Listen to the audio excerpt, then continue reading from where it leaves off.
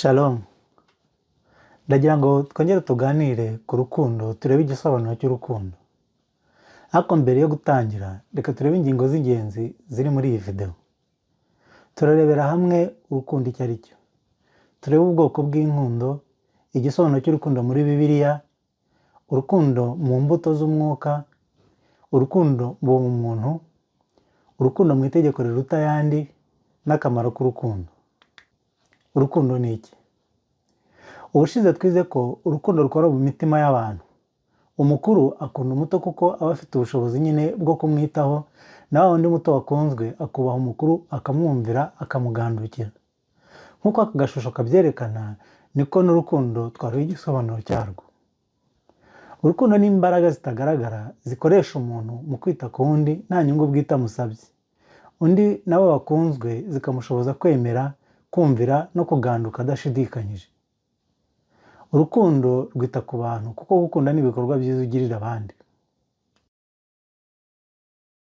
Hari abantu benshi bavuga ngo hariho ubwoko bw'inkundo nyinshi, ariko mu by'ukuri hariho urukundo rumwe rw'ukuri, hakaba n'urukundo rw'uburyarya, rumwe muri biriya bita urukundo rw'urumamo. Urukundo rw'ukuri rwita ku bandi nta kiguzi kandi rukizera. Urukundo rw'ukuri rutuma umubyeyi atanga ubuzima bwe bwose kugira ngo akore yibihe akuya, yite ku mwana we, amurere, amukuze, azavemo umuntu mukuru wizerwa. Rugatuma kandi na wa mwana yizera umubyeyi we adashidikanyije. Urukundo rwatumye Imana itanga umwana wayo w'igitambo kugira ngo abantu bazamwizera wese azabakize icyaha n'urupfu. Mu rukundo rw'ukuri habamo kwitanga no kutikunda, kandi kuko Imana yadukunze idusaba natwe gukundana urukundo nk'urwo rwo kwitanga. Ku rundi ruhande, urukundo rw'urumamo se cyangwa urukundo rw'uburyarya ni urukundo ruba ruhishe n'imigambi inyuma igamije kugira inyungu bwite, ukura kuri uwo nguwo nyine wabeshye ko umukunda, ariko akenshi birangira hajemo ubuhemu no kugirirana nabi. Urukundo rw'uburyarya ku wakunzwe ni urukundo rutizera. Urukundo nk'urwo nta bikorwa byiza rugira kandi rwazanywe n'umwanzi w'Imana. Nk'abasore n'abakobwa b'iki gihe bakundana buri wese afite inyungu y'akanya gatoya akurikiye, batagamije kugira ngo bazabane nk'umugabo n'umugore. Umwe yamara kugera ku byo ashaka cyangwa se hajemo ikindi kibazo akamureka. Nk'umusore ukunda akundiye irari afite, cyangwa umukobwa ukunda akurikiye ubutunzi bw'umusore. Inkundo zose ziri hagati y'abakobwa n'abasore zitarimo kubaka cyangwa se kuzabana ni iz'uburyarya kuko ziganisha ku irari ry'akanya gato cyangwa ku cyaha.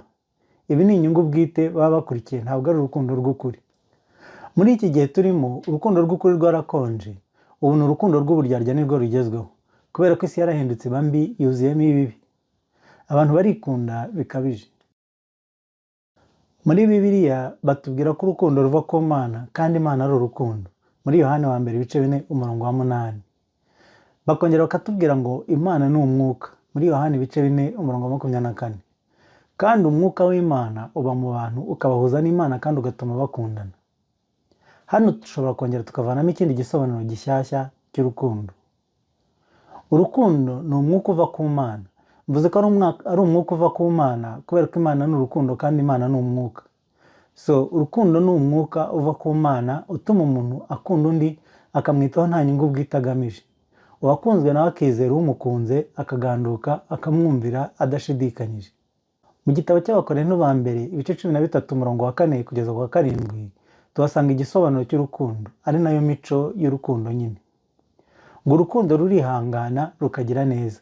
Urukundo ntirugira ishyari, urukundo ntirwirarira, ntirwihimbaza, ntirukora ibiteye isoni, ntirushaka ibyarwo, ntiruhutiraho, ntirutekereza ikibi ku bantu, ntirwishimira gukiranirwa kw'abandi, ahubwo rwishimira ukuri, rubabarira byose, rwizera byose, rwiringira byose, rwihanganira byose. Rugira ineza, nta shyari, ntirwihimbaza. Amwe muri aya magambo aganisha ku gukunda utagamije inyungu, andi akaganisha ku kuganduka uwagukunze nyine udashidikanyije. Kuko urukundo rwizera byose, rukiringira byose. Kwa kwizera nyine kudashidikanya. Urabona ko cya gisobanuro cy'urukundo twabahaye mbere n'ubundi gihura n'iki gisobanuro baduhaye muri Bibiliya. Urukundo mu mbuto z'umwuka. Dufashe aya magambo bakoresheje mu Bakorinto ba mbere 13 basobanura urukundo, dusanga ahura neza n'amagambo yanditse mu Bagalatiya 5:22-23, aho baba barimo basobanura imbuto z'umwuka.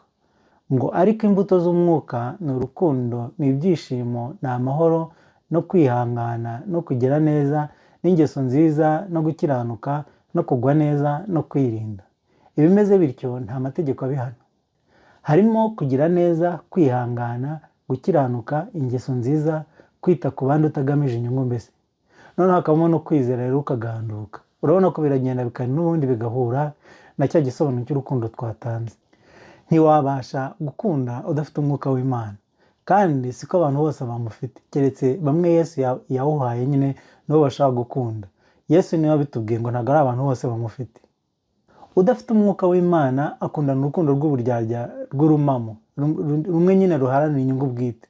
Niyo mpamvu abantu benshi bo ku isi bikunda bahora bakorerana ibikorwa by'uburyarya no guhemukirana no kwikunda.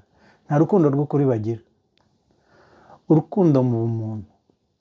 Muribuka mu mavideo ya mbere tugitangira ino channel yitwa ubumuntu, turimo gusobanura uko umuntu yaremanywe ubumuntu, muri we agahabwa umwuka w'Imana, Imana imuhumekeramo umwuka w'ubugingo. Biri mu ntangiriro ibice 2:7. Imana yaramuremye imurema mu ishusho yayo nyine, imuha umwuka w'ubugingo. Ubumuntu nizo mbuto z'umwuka. Adamu yanze kumvira Imana, akora icyaha cyo kutumvira, arya imbuto Imana yamubujije. Ariko mu gitabo cy'Abaroma ibice 5:19 batubwira ko kwari ukutumvira Imana. Kandi uko kutumvira niko kwinjiye muri kamere ya muntu. Twese tuvukana uko kutumvira Imana, ari nuko gutuma nyine abantu bakora ibyaha, kuko abantu babanze kumvira Imana bagakora ibyo bababujije. Abantu bavukana kamere itumvira kuko nta muntu udakora ibyaha, kuko biragoye kumvira Imana nta mwuka wayo uba muri wowe, keretse nyine babandi Yesu yarangije guha umwuka bakamwizera. Yesu rero yazanywe no gushaka no gukiza icyari cyarazimiye, adushyiramo umwuka w'Imana tugahinduka ibiremwa bishyashya, tukongera gusa n'Imana muri kamere yayo y'urukundo, kuko dufite umwuka wayo.